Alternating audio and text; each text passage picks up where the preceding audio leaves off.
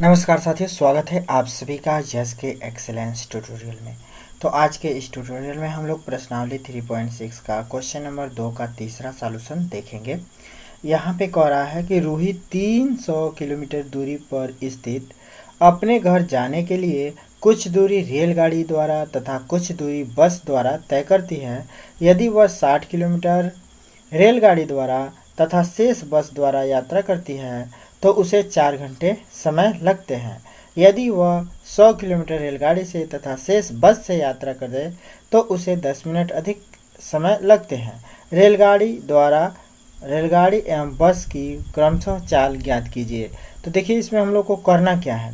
तो देखिए यहाँ पे दे रखा है कि 300 किलोमीटर की दूरी पर स्थित उसे अपने घर जाना है, तो वह 60 किलोमीटर रेलगाड़ी द्वारा तय करती है, शेष बस द्वारा तय करती है। देखिए 60 किलोमीटर रेलगाड़ी से आप जो है शेष बस से यात्रा करने में, इन दोनों में जो यात्रा करने में समय लगेगा वह दोनों समय का योग क्या होगा, 4 घंटे के बराबर होगा। तो यानी कि 60 किलोमीटर जाने में लगा समय निकाल देंगे और शेष दूरी जाने में लगा समय निकाल देंगे और दोनों को जोड़ देंगे तो वह 4 घंटे के बराबर कर देंगे। यह हमारा समीकरण 1 हो जाएगा। इसी तरह से वह 100 किलोमीटर रेलगाड़ी से जाती है, शेष बस से जाती है। शेष दूरी कैसे निकालेंगे भाई? 100 किलोमीटर जो रेलगाड़ी से जाती है तो 300 में से जो 100 घटा देंगे तो शेष जो है बस द्वारा यात्रा करती है, तो बस की जो है समय निकाल देंगे। आज जो पिछला समय था उससे 10 मिनट अधिक लगता है, तो इन दोनों को जोड़कर और इसमें जो है 10 मिनट और बढ़ा देंगे। ठीक है, तो इसी तरह से हम लोग को इसको जो है सॉल्व करना है। तो आइए जो है इसको स्टार्ट करते हैं। ठीक है, तो यहाँ पे आप देखिए, यहाँ पे हम लोग लिखेंगे हॉल, और हॉल में जो हम लोग क्या करेंगे, देखिए ये जो है रूही है अपने घर से 300 किलोमीटर की दूरी पर है। ठीक है, 300 किलोमीटर की दूरी पर ये रूही जो है कहीं गई हुई है। तो यह जो है कुछ दूरी जो है क्या करती है, कुछ दूरी बस से और कुछ दूरी रेलगाड़ी से तय करती है। तो यहाँ पे देखिए पहले कंडीशन में दिया गया है यदि वह 60 किलोमीटर रेलगाड़ी द्वारा चलती है, तो 60 किलोमीटर रेलगाड़ी द्वारा चलती है तो शेष दूरी हम लोग निकाल लेते हैं पहले। ठीक है, समय निकालना है तो समय बराबर दूरी बटे 4 होता है, तो समय निकालना है। तो देखिए कह रहा है कि यदि वह 60 किलोमीटर रेलगाड़ी द्वारा तय करता है, यदि 300 में से 60 किलोमीटर रेलगाड़ी द्वारा, यदि वह 300 किलोमीटर में से 60 किलोमीटर रेलगाड़ी द्वारा तय करता है, रेल गाड़ी द्वारा तय करता है,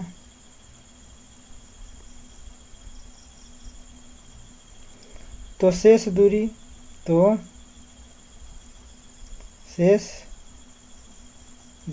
जो बस से तय करेगा, जो बस से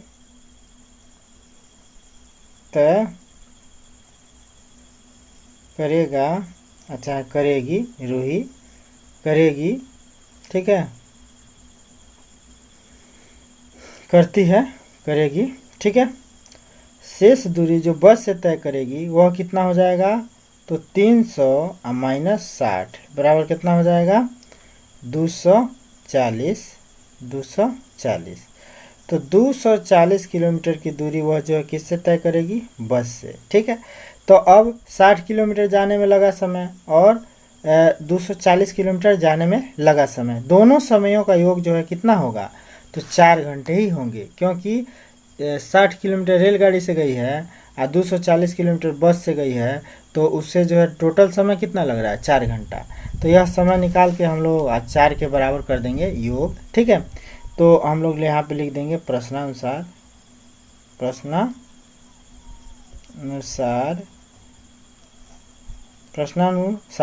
अब डायरेक्ट हम लोग इसको लिख देंगे भाई। हम लोग जो है समय बराबर जानते हैं, समय बराबर क्या होता है, दूरी बटे चाल। तो दूरी 60 है और चाल हम लोग को मानना पड़ेगा, तो यहाँ पे हम लोग जो है ऊपर ही मान लेते हैं, माना रेलगाड़ी की चाल, रेल गाड़ी की चाल x किलोमीटर प्रति घंटा है तथा बस की चाल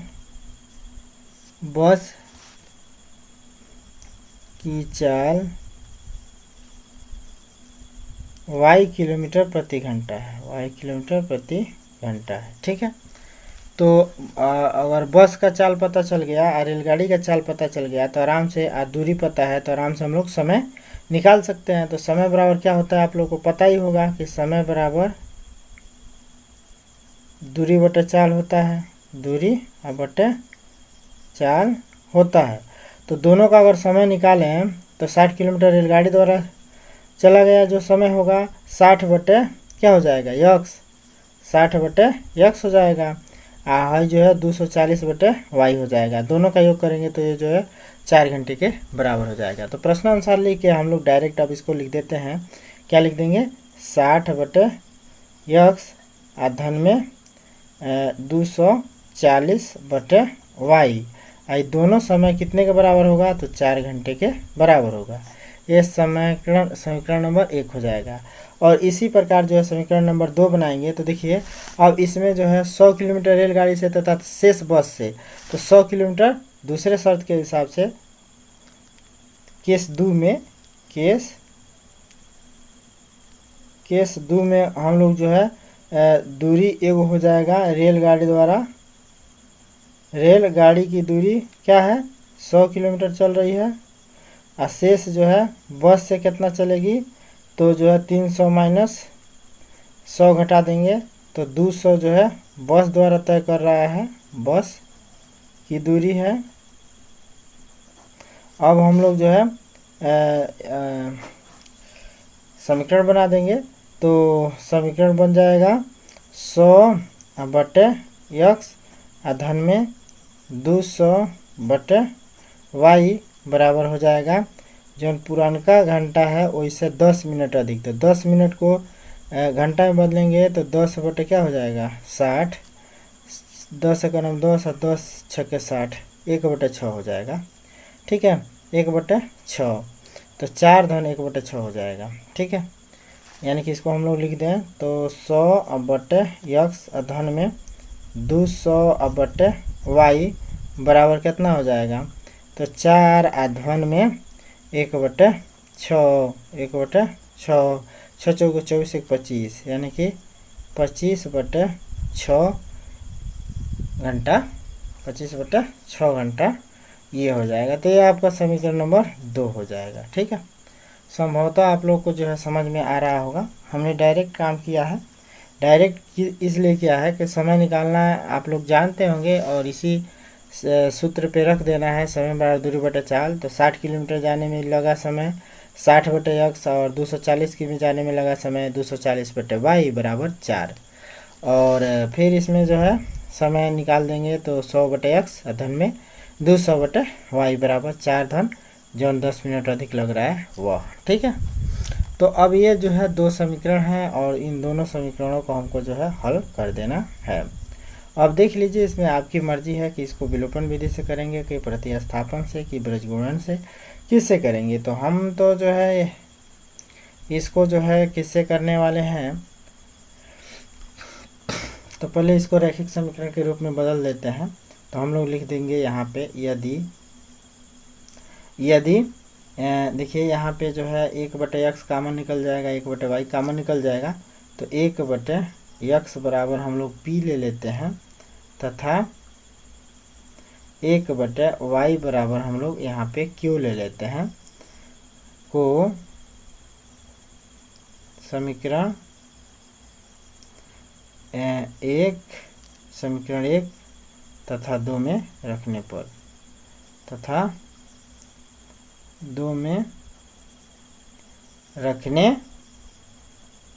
पर अब देखिए दोस्तों ये जो भी सवाल है ये बहुत इम्पोर्टेंट सवाल है। यूपी बोर्ड एग्ज़ाम में 6 नंबर में पूछे जाते हैं और इसलिए जो इस सवाल को ज़रूर हल कीजिए। तब यहाँ पे देखिए इसको 1 और 2 में अगर हम लोग मान भर देते हैं तो 1 में अगर मान भरेंगे तो ये हो जाएगा 60p और धन में ये हो जाएगा 240q अब बराबर हो जाएगा 4 के। इसको समीकरण नंबर 3 मान लीजिए अब। और समीकरण नंबर 2 में अगर मान भरते हैं तो ये हो जाएगा 100p अब प्लस में जो है क्या हो जाएगा 200q अब बराबर क्या हो जाएगा तो 25/6। ठीक है। अब इसको अगर हम लोग सॉल्व करते हैं तो इसको जो है किस विधि से सॉल्व कर दिया जाए, विलोपन विधि से अगर सॉल्व किया जाए तो इसमें 2 से गुणा कर दीजिए, 60 दूना 120 हो जाएगा। विलोपन विधि से हो जाएगा, विलोपन विधि से इसमें 10 से गुणा कर दीजिए, इसमें 6 से नहीं, विलोपन विधि से करते हैं इसमें। तो इसको समीकरण नंबर 4 मानिए और समीकरण 3 में किससे गुणा कर दीजिए, 10 छके 600, इसमें 6 से, इनमें 10 से 60 दहाँ पर 600, तो इनमें 10 से गुणा कर दीजिए और इसमें जो है 6 से गुणा कर दीजिए।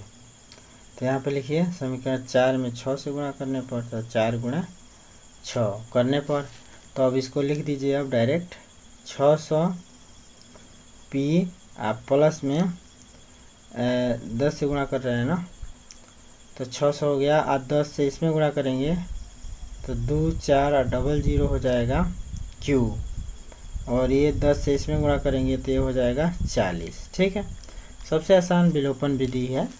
और इसमें देखिए, इसमें 6 से गुणा करेंगे तो ये हो जाएगा 600p और प्लस में ये क्या हो जाएगा, 6 से गुणा करेंगे तो 6 दूना 1200 हो जाएगा ये q। अब बराबर क्या हो जाएगा 25 अब बटे 6, इसमें 6 से गुणा कर रहे हैं तो 6 से 6 कैंसिल, तो हो जाएगा केवल 25। ठीक है, तो अब हम लोग जो है इसको समीकरण 5 मान लेते हैं और इसको समीकरण 6 मान लेते हैं। तो समीकरण 5 में से 6 को घटा देते हैं, तो यहाँ पे लिखेंगे समीकरण 5 माइनस समीकरण 6 करने पर, तो इसको जो हम लोग घटा देते हैं, तो घटाएंगे तो क्या हो जाएगा 600p अब प्लस में 2400q बराबर हो जाएगा 40, और इसको लिख देंगे हम लोग 600p प्लस में 1200q बराबर हो जाएगा 25। ठीक है, घटाते हैं तो सबका चिन्ह बदल देंगे। ठीक है, और ये भी जो है चिन्ह बदल देंगे। अब ये ख़त्म हो जाएगा, ये जो है 2400 में से 1200 निकल जाएगा तो ये हो जाएगा 1200q।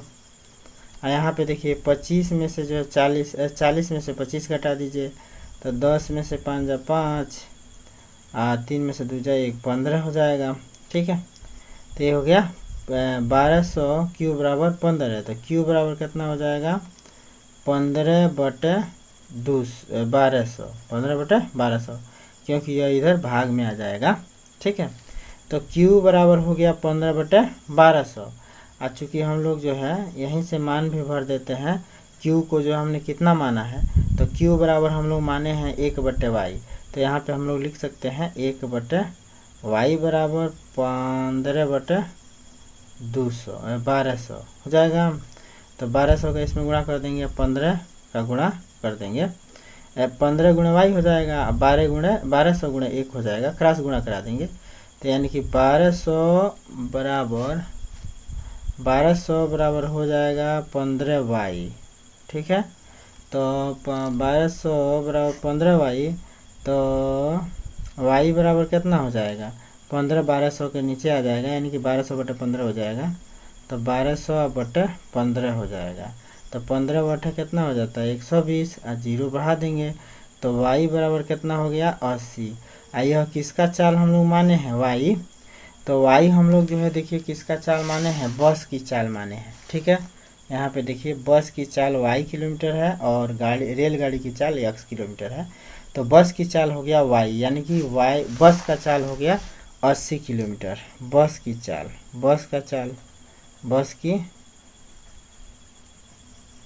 चाल बराबर 80 किलोमीटर प्रति घंटा, 80 किलोमीटर प्रति घंटा। अब इसी तरह से हम लोग जो है किसका चाल निकाल दें। अब देखिए y बराबर 80 निकल गया, तो इस मान को हम लोग डायरेक्ट भर लेते हैं किस में, समीकरण नंबर 1 में। यक्स के इस मान को समीकरण 1 में रख देते हैं, तो जो है नहीं, हाँ समीकरण 1 में रख देंगे तो यक्स का मान निकल जाएगा। तो यहाँ पे हम लोग लिखेंगे कि y बराबर 80 को समीकरण 1 में रखने पर, 1 में रखने पर डायरेक्ट जो है समीकरण 1 में रख देते हैं। और फिर इसमें रखते तो फिर क्यों और फिर ऐसे करना पड़ता, तो डायरेक्ट हम लोग y का मान निकाल के और जो है समीकरण नंबर 1 में रख देते हैं। तो समीकरण 1 में रखेंगे तो ये हो जाएगा 60 बटे यक्स धन में 240 बटे 80 अब बराबर क्या लिख देंगे 4। ठीक है, अब 0 से 0 8 तरीके 24 3 हो जाएगा। तो यानी कि 60 बटे यक्स धन में ये हो जाएगा 3, अब बराबर लिख सकते हैं हम लोग 4। ठीक है, बराबर लिख सकते हैं हम लोग 4।